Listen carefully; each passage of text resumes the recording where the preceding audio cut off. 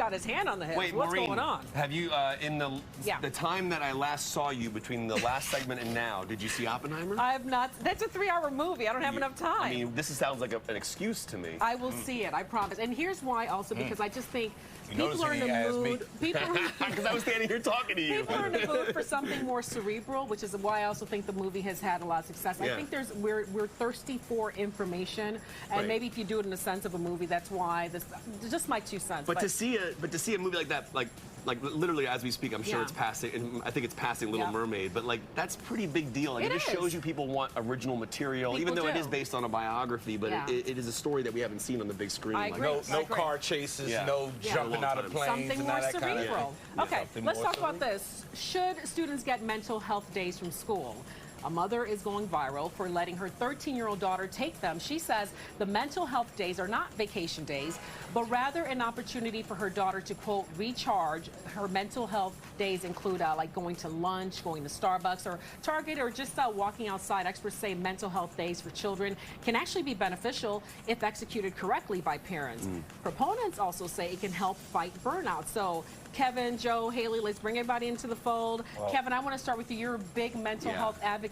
What do you think about this? You know I have thoughts on this. I mean, we discussed this on Good Day this morning as well. I mean, like, I wish this was something that I had access to when I was a kid, because, I mean, I remember very vividly I was in 7th grade.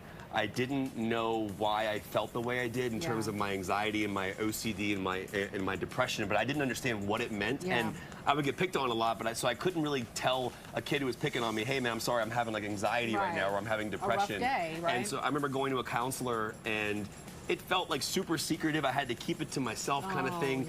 And the idea that a kid nowadays could tell their parents, hey, I'm having like a bad day, or I'm feeling down, I don't feel like going. And again, you know, kids are going to probably abuse that aspect of things, and that'll happen with sick days and things like that. But I'm very much an advocate of this. I think it's important, and I think that, again, we are now in a time where it's it's destigmatized in a way where you can talk about it more. And that's important. To be on TV telling an audience in D.C., hey, I have depression, I have anxiety, I'm on medications. I mean, I can't imagine that 20 years ago. Yeah. Joe, what do you think? So there was a guidance counselor named Miss Gerald who saved my life. Wow. In the 8th grade, I had to go, I was like Kevin. I had to go and talk to this lady months on end.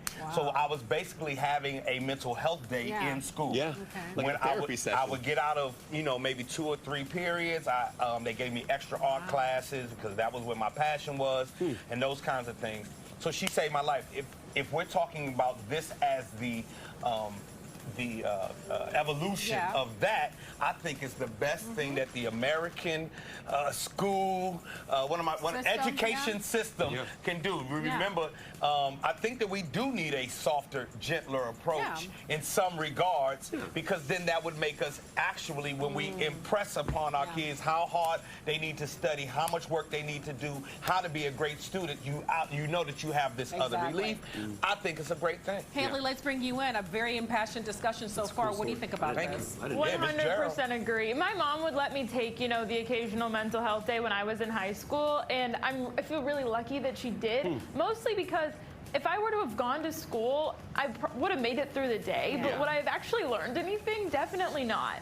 So I think, like, if it's that, so, like, you know, get yourself able to go the rest of the week, that's what it should be. But I also, you know, there's always people that abuse that kind of thing, and people who are skipping too much school, and you can call anything a sick day, right? But for the most part, I think kids across the board need that. And I think not just kids, adults too, because let's face it, I mean, we get into some things we just need to disconnect and sort of just recharge. So I think that's important too. But you're a mom. You're a mom. What are your thoughts on, like, if your daughter came to you and I'd let her have it, because you know your child, and I know my child. She's very outgoing, but I know she gets into her sensitive spaces. I absolutely would, because you know you have to. Now you know, in that community of yours, y'all don't play. No, you go to school. And so that's and he's right. You know, in African communities, mental health is not exactly valued or talked about. But I think that us New Age Africans, you know, we are definitely more in tune with mental health and knowing that we need it, our children need it, and being advocates for it. So hopefully, this is the change we need to see. There we go. Because I mean, people internalize trauma in so many ways, and if it's just disconnecting for one day, why not? And have a more well-rounded whole child that's able to function, because you let them have a well-rounded whole child. can I shout out Miss Gerald, Stephen Decatur Middle School. Stephen Decatur Middle School in Prince George's County. Miss Gerald, you saved my life. I haven't been in school in a long time. I mean, it's such a beautiful story, by the way, to hear that, because it's something similar. Oh, she said it's nice to hear. But I'm curious, because I don't have kids, and I don't have kids in school. Is mental health being taught more? Oh, yeah. Do you know they actually have, what do they call it in mental school now? Health professionals, it's called something education. It's about. They teach it? They teach it. Because kids actually need to have understand class. it. Kids who don't have it need Man, to understand. listen, I came to school. My son was like, we had a something learning. I said, what learning?